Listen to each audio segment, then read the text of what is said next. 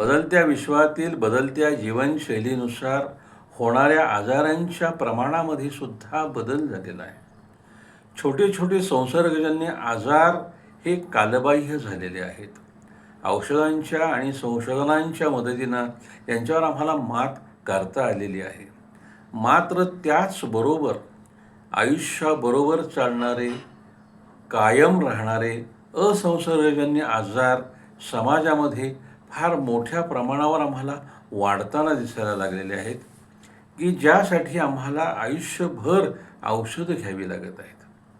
यामागं बदलती जीवनशैली हा महत्त्वाचा घटक असला तरीसुद्धा आम्हाला कोणत्या दिशेनं जायचं आहे, कसं जायचं आहे, विचारामध्ये, आचारामध्ये कोणता बदल करत स्वतःला निरोगी ठेवायचं आहे, हे ठरवण्याची वेळ नक्की आलेली आहे.